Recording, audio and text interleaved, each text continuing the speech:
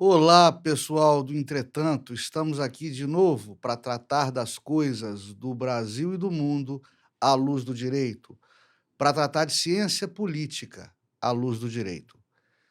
Dê o seu like, clique na sinetinha, inscreva-se no canal, a gente precisa de vocês. Hoje nós vamos falar da lacração a Felipe Neto, vamos falar do livro de Jair Bolsonaro e, como não poderia deixar de ser, do governo Lula indoor pós-cirurgia e da guerra de Israel na faixa de Gaza. Tudo isso, no entretanto, já estou esperando vocês. Eu não me ajoelho do politicamente correto, não, porra. O juiz não tem que entrar em pilha de mídia, que atuar fazendo justiça.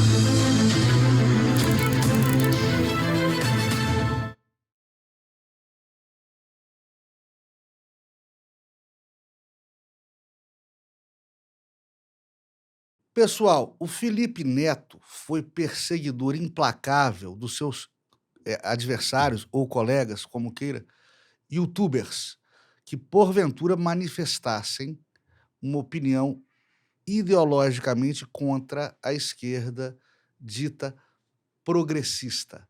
Por diversas vezes, o Felipe Neto incitou a lacração a profissionais de imprensa, como Olavo de Carvalho, Ana Paula Henkel, Rodrigo Constantino, Caio Coppola e outros mais.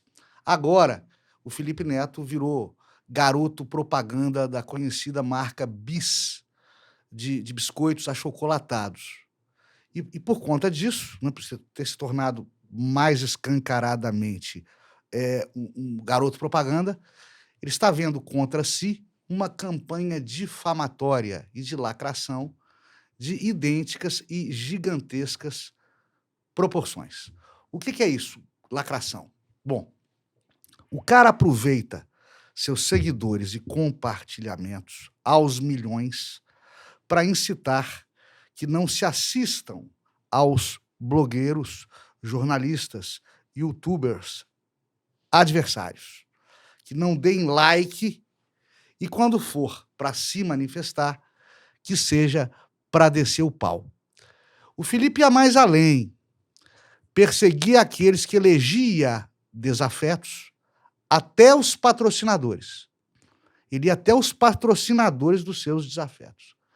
E insuflava a estes patrocinadores, conforme muita gente reclama, para que parassem de pôr dinheiro em quem se manifestasse contra as ideias e opiniões dele, Felipe Neto. Agora, Felipe Neto está bebendo do próprio veneno. É tudo uma frescura muito grande, essa história de like, compartilhamento do contra, manifestação de opinião contrária. Eu, por exemplo, nunca entendi, e já falei aqui, de vez em quando eu tiro o programa para responder a críticas, opiniões e sugestões. Eu já falei aqui diversas vezes, eu não entendo como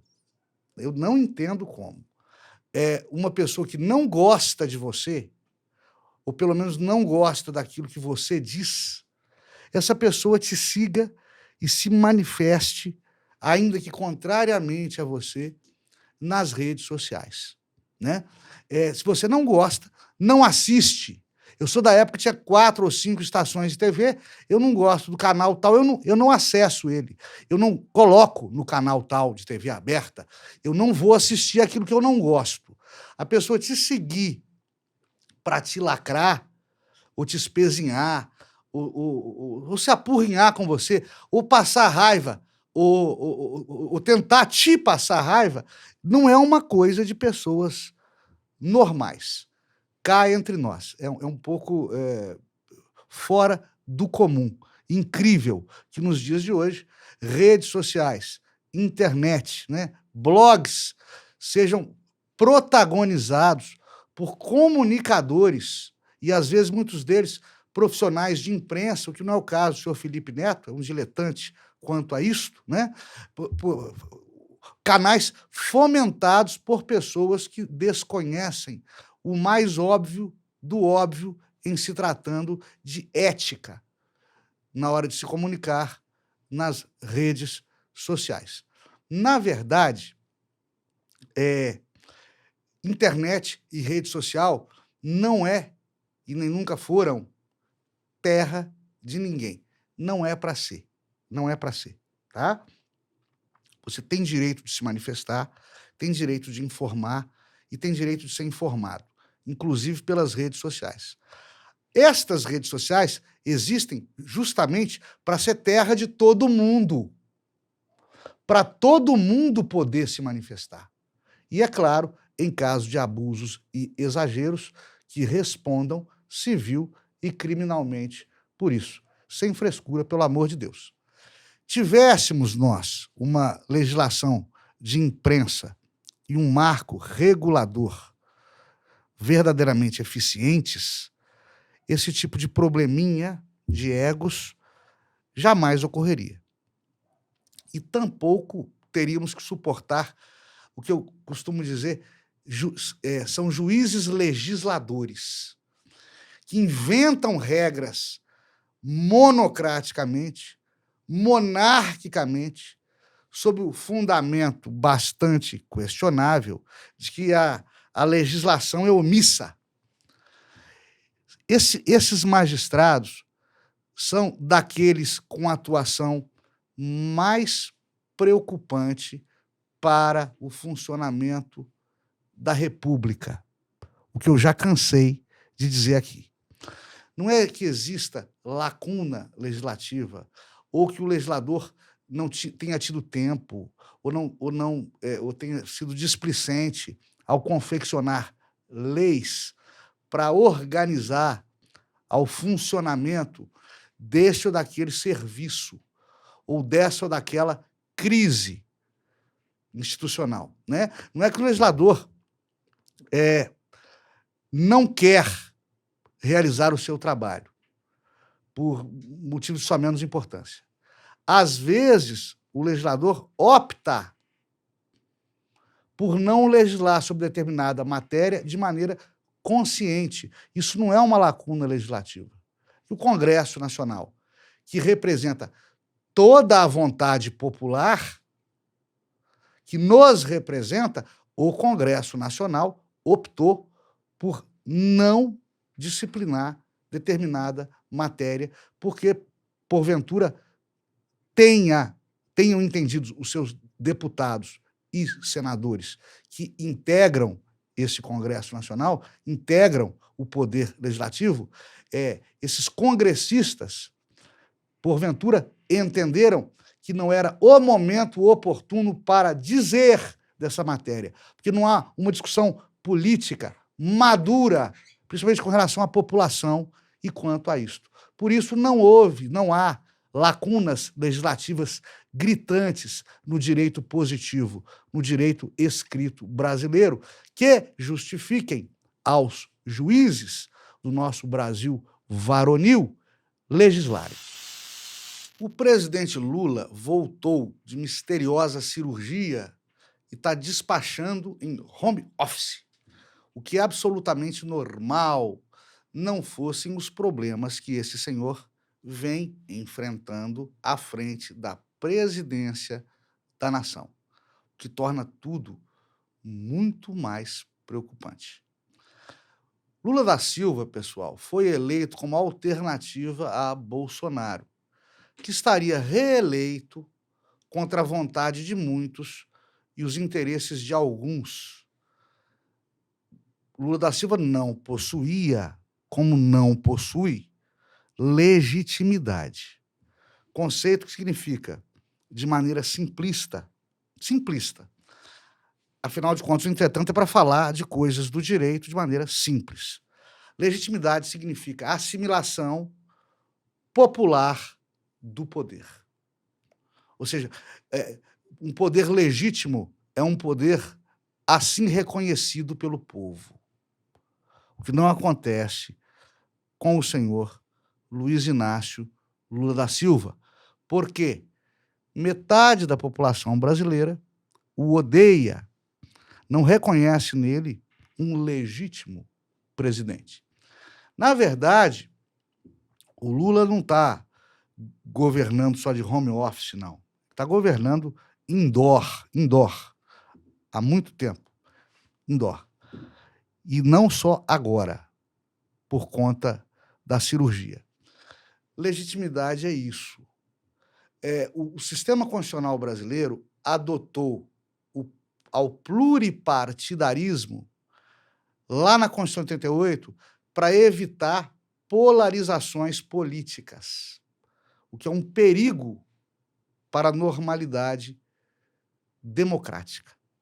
E, apesar do pluripartidarismo, o que nós vimos nas últimas eleições e nos últimos tempos é uma polarização política bastante agressiva, né? Que joga amigo contra amigo, familiar contra familiar, grupo de mídia contra grupo de mídia e por aí vai. Essa polarização política faz com que um candidato eleito não detenha legitimidade por parte daqueles eleitores que não o elegeram. Eles não o reconhecem como um presidente legítimo. O consideram como um governante imposto. Por quê? Como diz o ministro aposentado do STF, Marco Aurélio Mello, o senhor Lula da Silva não foi absolvido pelo STF. O STF não disse que os seus crimes, os seus supostos crimes, não foram por ele perpetrados. O STF só disse que aquele juízo era incompetente e anulou aos processos, descondenando Lula da Silva. Toda essa barafunda processual, política, jurídica, em que enveredou Lula nos anos imediatamente anteriores à última campanha presidencial, né, detonaram a sua aceitação, destruíram a sua credibilidade institucional, a ponto de que foi eleito, se entronizou presidente da República contra a vontade de um grupo enorme, dotado de números contundentes, de proporções gigantescas de eleitores brasileiros. Isso gera uma consequência funesta para a governabilidade de Lula. E deveria ter sido pensado. Esse problema deveria ter sido pensado quando foram devolvidos a ele a integralidade dos seus direitos políticos, que pode ter sido uma consequência jurídica natural do fato de que anulada sua condenação. Mas, em questão de política criminal, de conveniência política, esses direitos devolvidos a Lula o foram em péssima hora, gerando, aguçando, na verdade, a essa polarização política e gerando uma inconstância democrática, gerando uma insatisfação popular poucas vezes vista na história da República anteriormente. Vou dizer aqui que eu já vi presidentes rejeitados em massa pela opinião pública, na época do governo Dilma, por motivos econômicos e não políticos, né? E, anteriormente, o que a gente conhece pela história do Brasil recente, né? O governo João Goulart, que acabou com a Revolução ou o golpe de 1964. Muito perigosa essa rejeição contundente que sofre o governo Lula da Silva. A saúde dele, de Lula, sobretudo a saúde mental, não é mais a mesma há algum tempo. Os percalços processuais dele, né, o processo criminal, a cadeia que ele tomou, lhe fizeram muito mal, muito mal. Não se esqueçam que Lula preso, perdeu um neto e um irmão. E as pessoas não assimilam isso bem. Elas não ficam normais depois de tanta dor. Eu não creio que o Lula conclua aos 4 anos de mandato. A luta das esquerdas, presumo, é que ele conclua ao menos 2, para que não tenham que ocorrer novas eleições. Não sei se vocês sabem, né? Até a metade cumprida pelo presidente eleito. Se da metade em diante ele não terminar, assume o vice. Se ele não cumpre antes da metade, é obrigatório que existam novas eleições. Com metade da gestão cumprida, ainda que para cumprir tabela, Alckmin assume. É isso que alguns estão esperando aí. É o bom e velho teatro das tesouras, cortando em retalhos a vontade popular, que jamais penderia para Geraldo Alckmin em circunstâncias de normalidade política. Isso é mais uma prova de que é muito importante, historicamente muito importante, ser vice-presidente da República Brasileira. João Goulart, Sarney, Itamar, Temer eram vice-presidentes e acabaram gerindo a nação, sem cacife eleitoral para isso. Escrito a inúmeras mãos, Jair Bolsonaro, o fenômeno ignorado, o livro, está vendendo aos borbotões e à grande mídia, principalmente o jornalismo de cultura, o jornalismo cultural, calam-se obsequiosamente. Pessoal, que imprensa é essa? Meu Deus, que só publica o que convém. Em sentido oposto, figuras públicas descem o pau e a borracha no livro. E há campanhas de desinformação divulgando que o livro será proibido, ou já foi proibido. Quanto a esse último fato, eu não vou duvidar que vai acontecer. Vocês lembram do livro autobiográfico do ex-procurador-geral da República, o ex-PGR, Rodrigo Janot? Pois é, o livro dele, lançado com algum estardalhaço, sumiu da mídia e das livrarias. Ou seja, não falam bem, o livro vende bem, não falam bem, não divulgam. Mas, quando figuras públicas falam mal do livro, aí sim, divulgam essas opiniões, que são opiniões de uns e outros detratores do ex-presidente Jair Messias Bolsonaro. Gente, a liberdade de informação não é só a liberdade do órgão de imprensa em informar. É principalmente a liberdade do cidadão de ser informado.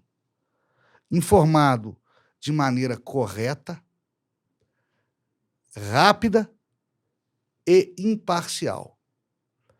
Quando se peneira, né? Quando passa por um crivo de conveniência política, de conveniência econômica ou de simpatia pessoal, o que comunicar ou o que não comunicar, há algo de podre. Há algo, como dizia Shakespeare, há algo de podre no reino da Dinamarca.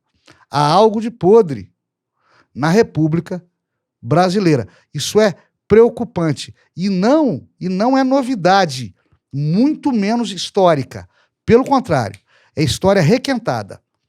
A reescrita da história é uma das características marcantes dos regimes totalitários.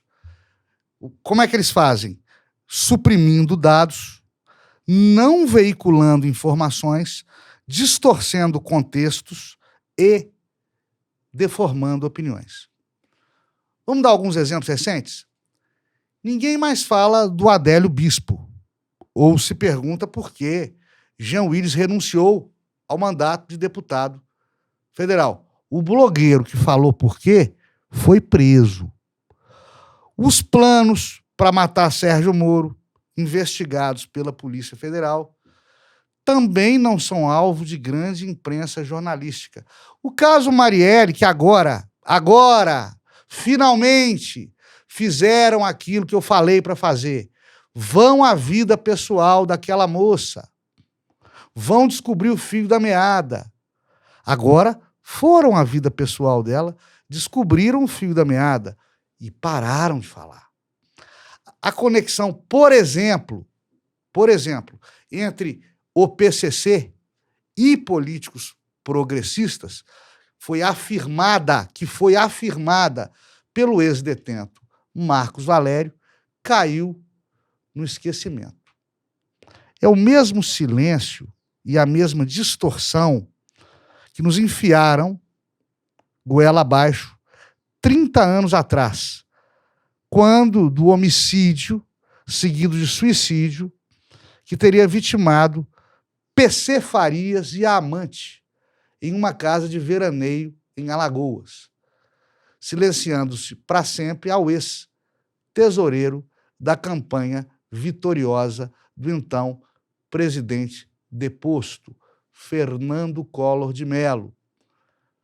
Dentro dessa realidade, não vai me espantar de jeito nenhum se um dia nós nos depararmos com a imagem de pilhas de livros de Bolsonaro, da biografia de Bolsonaro, queimando em praça pública, assim como era feito pelos nazistas com livros escritos por judeus durante a Segunda Guerra Mundial. O genial na história é que ela sempre se repete.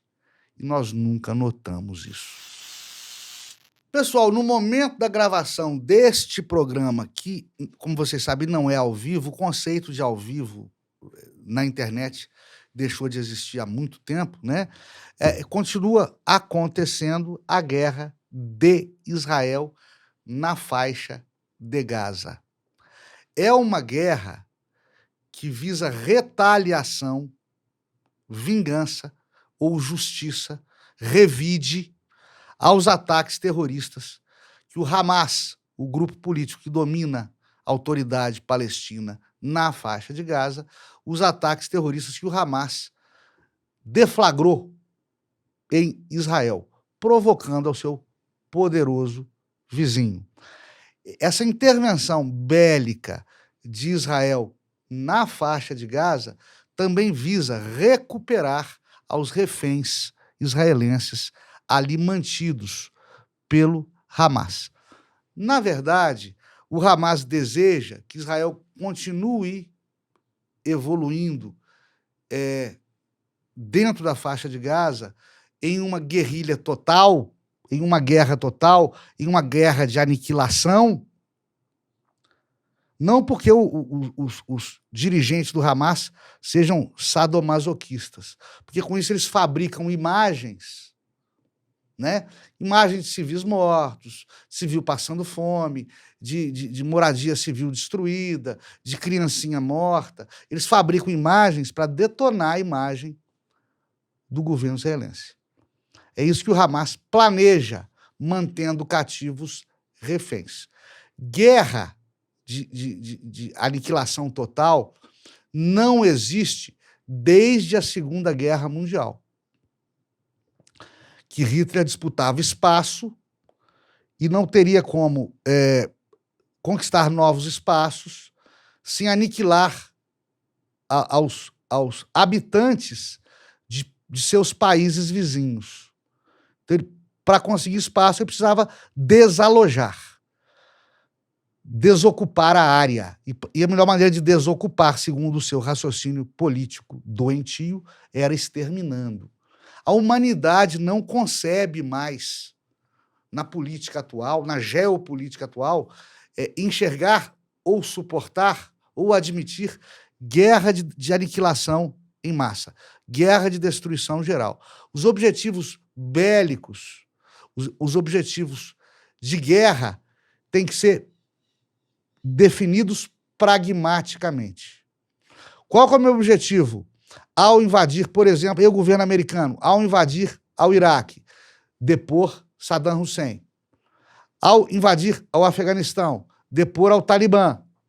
E por aí vai, né? Então, Israel não pretende acabar com a Palestina, não pretende acabar com a faixa de Gaza, ou tirar de lá os palestinos. O objetivo de Israel é muito focado. Destruirá o Hamas, no seu entendimento, não um partido político, mas um grupo terrorista agressivo, e recuperar com vida aos seus reféns. E o governo israelense não vai parar enquanto isso acontecer. Enquanto isso não acontecer. Não adianta as imagens fabricadas pelo Hamas. O Hamas provocou isso tudo. Grupo fundamentalista, seja ele de que orientação religiosa ou política for, e observem, como disse, muito bem disse, um escritor israelense, Yuval Harari, já falei sobre isso com vocês aqui, ideologia política também é credo religioso e também gera fundamentalistas, né? Fundamentalistas no poder são um perigo, porque eles não são dotados de um raciocínio político equilibrado, um senso de conveniência e um discernimento de justo e de injusto, porque eles enxergam ao seu adversário como a um inimigo, como a um infiel de sua crença. Essas pessoas, esses partidos, essas agremiações, esses grupos políticos não podem ser tolerados mais, ainda que à guisa de liberdade de associação, de liberdade partidária, de liberdade de pluripartidarismo, não podem ser toleradas mais, porque não são associações políticas propriamente ditas. São grupos que tratam de dominar nações às custas da destruição de seus opositores. Isso é bando armado. Isso é organização criminosa. Isso não pode ser aceito no mundo moderno, que já não aceita as guerras de destruição total, as guerras de aniquilação. Agora, eu estou percebendo no Brasil, e por que não dizer nos Estados Unidos da América, uma nova imprecisão histórica, para dizer o mínimo, para ficar educado aqui, para não dizer burrice, né? As pessoas querendo discutir sobre direita e esquerda no conflito da faixa de Gaza. Olha, nós somos de direita, nós somos favoráveis a Israel. Nós somos de esquerda, nós somos favoráveis ao Hamas, à autoridade palestina, ao mundo árabe. Não tem nada a ver uma coisa com a outra. Porque não existe discussão política sobre bandeiras progressistas ou conservadoras aqui. Se está falando de ataque terrorista, está falando de ocupação de espaços. Tem pobre, tem rico de um lado, tem pobre, tem rico do outro, né? Custa-me crer, aliás, que forças de esquerda, né, se assimilem à bandeira do Hamas e dos palestinos da faixa de Gaza. custa-me crer isso, porque o credo muçulmano, já falei isso aqui, nada tem de progressista. Pelo contrário, é intensamente conservador. Por isso, parem com essa babaquice de discutir direita e esquerda quando se falar da guerra de Israel na faixa de Gaza. Não tem nada a ver com esquerda e direita. E nós, brasileiros, estamos politizando, polarizando politicamente toda e qualquer discussão. Eu tenho um amigo de esquerda, né, que não lê mais determinada literatura, porque o autor se manifestou publicamente como um conservador de direita. Eu tenho um amigo de direita que não assiste mais filme nacional e nem TV Globo, porque os seus protagonistas, né, os seus autores dessas dramaturgias seriam, segundo ele, de esquerda. Nós temos que parar com isso. Isso é um desserviço para o funcionamento das instituições nacionais. Isso desagrega, né? E isso não faz bem para ninguém, e muito menos para a inteligência política das pessoas. Isso tem que parar. Vamos deixar a guerra de Israel na gaveta própria, que não é uma gaveta de discussão entre conservadores e progressistas. Tá bom? Até a próxima. Fiquemos todos com Deus ou com Alá.